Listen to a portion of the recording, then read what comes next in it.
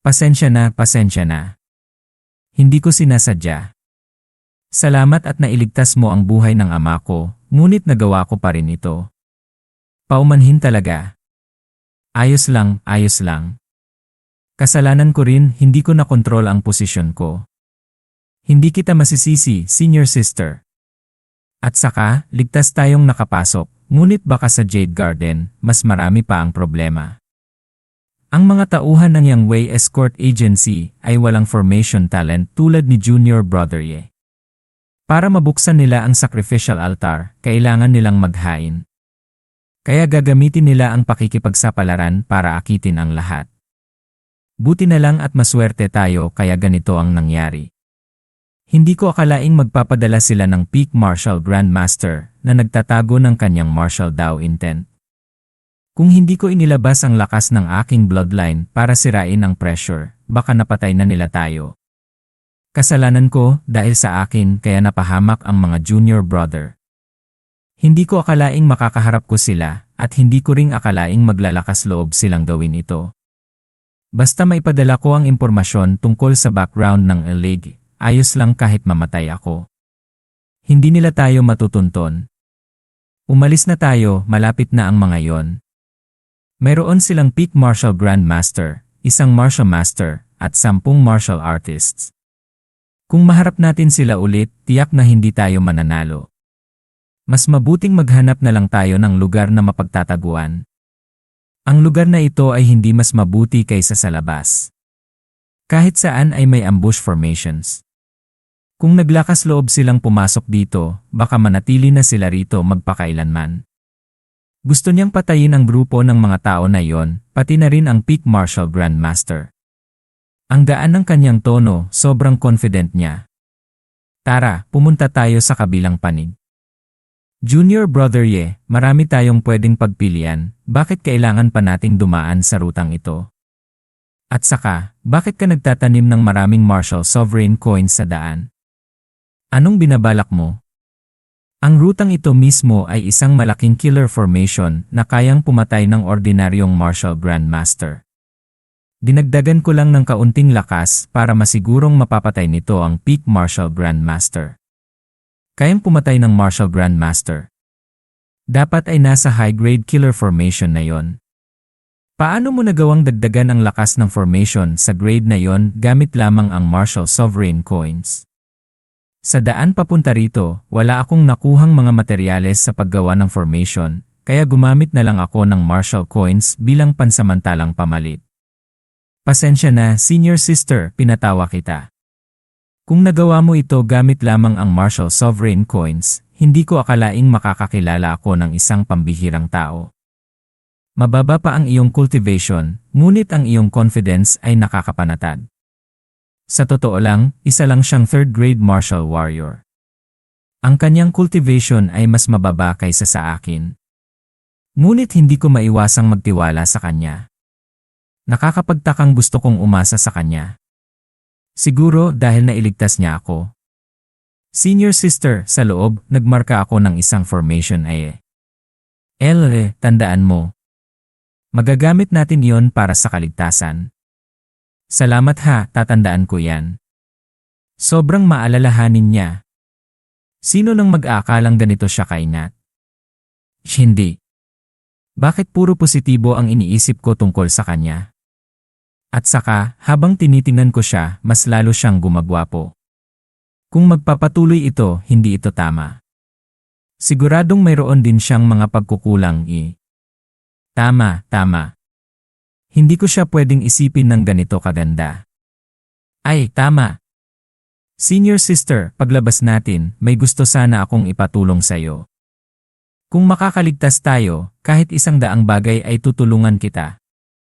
Hindi naman ito malaki. Sa harap ng ibang mga Jade Maidens, gusto kong magpanggap na minamanyak kita. Ano? Bakit napakabastos mo? Isa pa, hindi pa tayo masyadong magkakilala. Kaibigan lang tayo sa gitna ng kaguluhan, kaya hindi ito naangkop. Kahit baliktarin mo man, ako dapat ang unang magsabi ng ganyan. Ha? Ang ibig sabihin mo? Wala namang ganyan sa quest completion bonus, hindi ba? Senior sister, kung sobra sa'yo yon, magpapanggap na lang akong aksidente. Quest completion bonus? Ano ba yan? Mukhang sobra akong nag-isip. Nahanap ko na ang dalawang asong iyon. Scene Transition, Chapter 217, Supreme Divine Art, Kissing Tongue helps catalyze formation, kayo nga talaga ang hinahanap ko. Sa huling pagkakataon, nakatakas kayo. Ngayon, hindi na kayo makakatakas. Anong nangyayari dito? Aray! Young Master, umatras ka. May kakaiba sa lugar na ito. Anong nangyayari? Ang mga puno ay gumagalaw, at ang kanilang atake ay katumbas ng atake ng isang martial master. Ano? Nasa malalim na kagubatan tayo. Bawat dahon, bawat puno, ay may lakas ng isang martial master. Kahit ako ay hindi makakalaban. Ang mga sanga ng puno ay mayroon ding mga runes na nagpapakita at nagtatago. Anong gagawin natin? Young Master, hindi natin sila pwedeng hayaang makatakas. Hindi madaling hanapin ang mga yon. Hindi madaling pakawalan sila. Runes. Ang buong kagubatan ay isang malaking killer formation na tumutubo rito. Huwag kang mag-alala. Kahit gaano kalakas ang mga puno, puno pa rin sila. Hindi sila pwedeng gumalaw ng malayo. Ang haba ng sanga ang nagtatakda ng kanilang atake. Basta makontrol natin ang range, walang dapat ikabahala. Killer Formation Activation. O Diyos ko! Ganito pala? Ano? Ina! Gumagalaw nga talaga. Ano nung pinagsasabi mo? Puno ba talaga to? Sobrang nakakalito. Tiw, tiw, tiw. Aray! Nabali ang braso ko. Ang binti ko. O Diyos ko! Ang proteksyon ng ki ay walang silbi. Ano ba talaga ito? Ang dalawang asong iyon ay nagtatag ng ambush. Kung magaling kayo, harapin niyo ako ng harapan. Kahit sino nang may utak, hindi haharap sa'yo ng harapan. Mamamatay lang ako. 1 hour later. Aray! Matapos nilang pumatay ng mga tao, sinisipsip pa nila ang dugo ng mga katawan. Pati ang mga damit at armas ay hindi nila pinalampas. O Diyos ko, ang formation na ito ay napakasama. Hindi ko akalaing ganito kalakas ang kapangyarihan nito. Kung ordinaryong tao ang mapadpad dito, hindi nila malalaman kung bakit sila namatay. Junior Brother Ye, umalis na tayo rito. Nakakatakot dito. Elngan. At saka, kung ang lugar na ito ay isang maliit na mundo, siguradong mayroon ding mga kayamanan. Tingnan natin. Di ba kayamanan lang iyon? Ano nang meron? Sabog agad? Junior Sister Beiming, gamitin mo ang iyong martial Dao spirit para dagdagan ang kaalaman niya. Bihira kong makitang seryoso si Beiming. Tama nga, ang lugar na ito ay nilikha ng isang martial god. Kahit si Beiming ay mahihirapang labanan ito. Naiintindihan ko na. Gusto pala ng master na turuan ang batang babae. Naiintindihan ko na. Kaya pala ayaw siyang patayin ng master. Ay, bakit? Mayroon na akong si Lanner, kaya bakit ko pa iisipin ang ibang babae? Tama. Hindi lahat ng babae ay katulad ni Sulan na may spotless physique. Ang bloodline ng babaeng ito ay hindi rin ordinaryo, ngunit hindi ito pinapansin ng master. Napakagahaman nga. Talagang napakagahaman. Hindi ko maintindihan. May problema ba sa interpretasyon mo? Gusto ko lang gamitin ang kakayahan mo para makahanap ng kayamanan. Bakit napunta tayo dito? Kung hindi siya gusto ng master, gawin na lang siyang katulong. Mayroon pa ring gamit siya. Beiming, ano ng mga pinagsasabi mo? Hindi kita maintindihan. Huwag ka nang magsalita tungkol sa ibang babae, lalo na sa harap ni Lanner. Ay, malinaw na isang first-class physique at bloodline ang sinayang mo. Junior Brother Ye, anong tinitingnan mo? Wala. Tara na. In the following time, relying on Beiming's ability, Yiming unscrupulously explored in the small world. Master! Master, sa punong iyon ay may peach. Kapag kinain, maaari itong mag-engrave ng mga runes sa iyong katawan na nagpapalakas sa iyong pisikal na katawan. Iyan ay isang magandang bagay. Ito ay isang money-shaking tree. Money-shaking tree. Basta i-shake mo, may mahuhulog na third-grade talisman coins. Pwede itong ipalit sa Martial Sovereign coins. Talaga mayroon palang money-shaking tree. Pasensya na, senior sister, sobra lang akong nag-react. Dahil sa ilang dahilan, ayaw kong may maling mag-isip sa akin, kaya inaasahan kong mapapatawad mo ako. Ano ba yan? Kung sa tingin mo ay hindi mo matanggap, kukunin ko na lang ang 3 peaches bilang kabayaran. Ayos lang naman. O Diyos ko, talagang may money-shaking tree. Yayaman tayo. Z. Master, ito ay Fire Cloud Grass. Kayang dagdagan ang kapangyarihan ng fire attribute skills. Maaari itong gamitin para mag-set up ng fire attribute killer formation. Malaki ang nakuha natin ngayon. Senior sister, kung may makita tayong bagay na gusto mo, kukunin mo ang kalahati. Hindi naman ako kawalan. Hindi pwede. Kung hindi dahil sa tulong ni junior brother patay na ako. Paano ko kukunin ang mga nakuha mo? Ayos lang, ayos lang. Kukunin mo rin ang kalahati. At saka, paglabas natin, kakansawan pa rin kita bilang kabayaran. Pero hindi ako basta-bastang babae. Kung dahil sa gratitude, handa akong isuko ang aking reputasyon. Ngunit kung gusto mo lang makipagtransaksyon, humanap ka na lang ng iba. Senior sister, mali ang intindi mo. Wala akong Pero hindi mo alam ang value ng mga peaches na ito, kaya ipinamimigay mo lang ng ganun kadali. Sobrang sulit ito. Ay, wala rin naman akong kakulangan sa pera. Nagpapalakas lang naman yan ng katawan. Magkano ba ang value niyan? Naaalala ko, sa isang auction, ang peach na kasing laki lang ng 3 kapat ng ganito ay naibenta sa halagang 30,000 sovereign coins. 3 milyong sovereign coins. Sobrang yaman na pala ako. Ano? 250,000 sovereign coins. Ibinigay ko na pala. Mayroon pa rin akong 17. Tara na. Puno ng mga formations ang lugar na ito. Sa pamamagitan lamang ng paggamit ng natural terrain, madali tayong makakalabas. Ay ang mga kayamanan. Dito ay napupunta sa mga estudyanteng nakakulong. Talagang hanggang dulo ang pagpatay. Master, nakakaramdam ako ng panganib dito. Mas mabuting umalis na tayo. Ganoon din ang nararamdaman ko. Kamamatay lang niyang Fui. Siguro hindi pa nakakareact ang Yang Wei Escort Agency. Kapag napansin nilang may mali, pupunta sila rito para ubusin tayo. Ngunit ang lugar na ito ay nasa sentro ng Demon Beast Forest. Kung maglalakad lang tayo ng basta-basta, malaki ang posibilidad na mapunta tayo sa teritoryo ng high-level Demon Beasts. Dumating tayo rito sakay ng flying boat, paano tayo makakabalik ngayon? Master, maswerte ka talaga. Malapit lang dito ang old friend ko. Sinisigurado kong ipinaalam ko na sa kanya. Old friend? Ano ang pressure na ito? Anong nangyayari?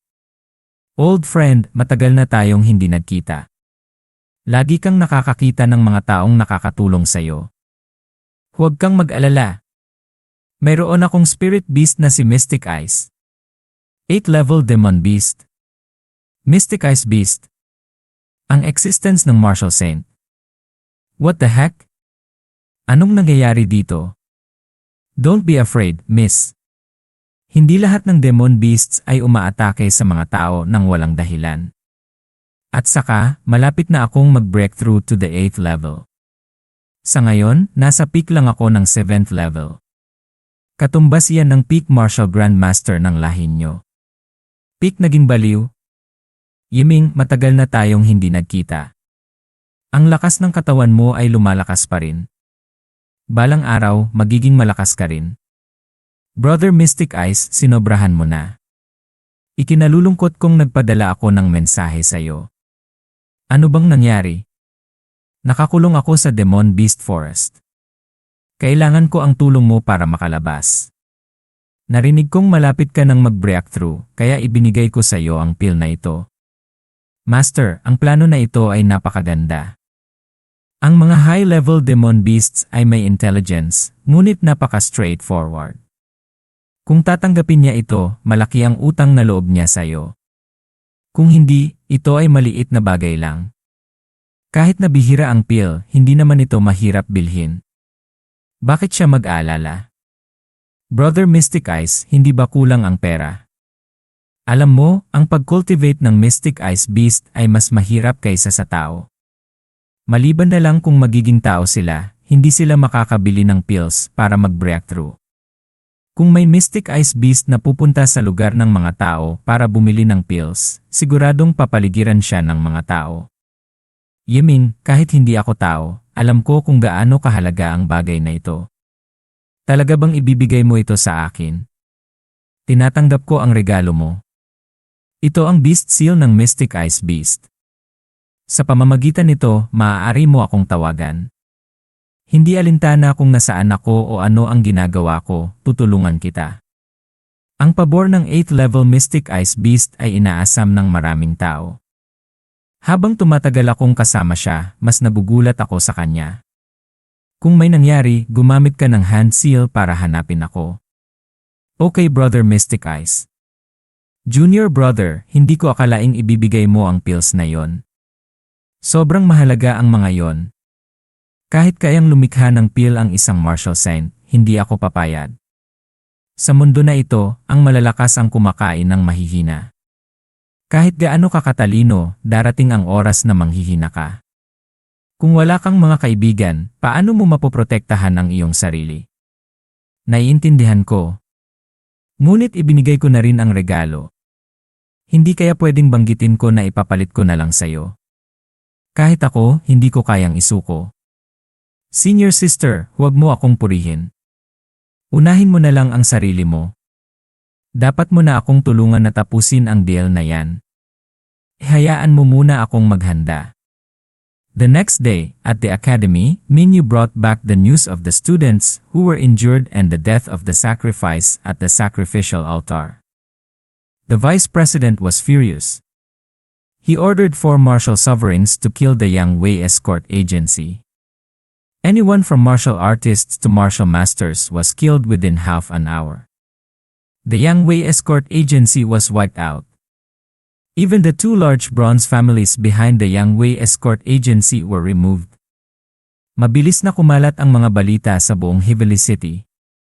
Maraming bersyon ang lumabas. Alam mo ba? Pinatay ng Vice President ang Yang Wei escort agency. Narinig ko dahil pinagalitan ng Young Master ang Vice President. Ang lakas ng loob niya para gawin iyon. Sa tingin ko, nakita niya ang Vice President na nakasuot ng Yi. Yili, sinisiraan niyo lang ang pangalan ng Vice President. Narinig ko rin ang ibang kwento. Narinig ko na gumanon ka. Scene transition, the familiar dog-licking plot starts again. Sa wakas, nag-breakthrough na rin ako. Sa wakas ay nasira ko na rin ang limitasyon sa aking bloodline. Isa na akong martial master. Maraming salamat sa iyo, Lauda. Naiintindihan ko ang lahat, pero ano nang nangyari sa buhok mo? Hindi kita nakilala. Hindi ko rin alam. Nung nag-breakthrough ako, biglang may lumabas na balahibo. Naging ganito ang buhok ko. Sa totoo lang. Nararamdaman ko na naging mas gwapo ako. Kung hindi mo gusto, ahitin ko na lang. Hindi na kailangan. Ayos lang iyan. Lauda, tingnan mo. Hindi ba yon si Minyu? Kinausap mo na ba? Hindi pa. Sandali lang, papakilala ko sa iyo ang aking galing. Scene transition, the female lead looks exactly like the characters from the previous books. Tignan mo iyan. Hindi ba yon si Mingren na naka-purple? Ha? Ganoon ba? Hindi ko siya nakita. Paano hindi mo nakita? Sikat siya. Narinig ko na madali siyang kausap. Tignan mo. Ang kanyang katawan ay perpekto. Hindi katulad ni Sulan na malaki ang dibdib. Maganda na ang ganito, hindi kailangang malaki. Kung may magawa ako sa kanya, magiging masaya ako. Maglalakas loob ka talagang gawin yon. Kung hindi, magiging maingat na lang ako. Kausin. Kausin, sa wakas nakita rin kita. Enon, magsimula na tayo sa ating deal. Huwag na yon. Hindi pa ako handa. Ay, huwag kang mag-alala. Ay, Ming, pumayat ka ng sobra. Sasabihin ko sa kanilan. This name is Ning. Loves, it really is crushing the male lead to the point that he is deformed. God. If not because of the place, I would definitely castrate him. Well, she really did lose a lot of weight. There's not much meat left at all. Does it hurt? Can't you be a little more gentle? It's because I haven't had chance to nibble on you in so long that I got a bit excited for a moment. I'll pay attention next time. It really is good to have new things and forget about the old. Let's go to the Supreme Building to play, and then replenish it for you, how about that? Indeed, as expected of Lauda what I could only yearn for, you directly did it admire. You were even able to hug her in front of everyone. Not bad, not bad. You did a good job. Hey, it seems like you didn't think I would complete the deal to begin with. If not, better would she slap you with a check. Actually, completing the deal is just a formality. Even if you fail, the Indian Union will not reject you. The reason why I made the deal so important at the beginning was just to see if you were serious or not. Oh and my God! Sana ay makatulong ito.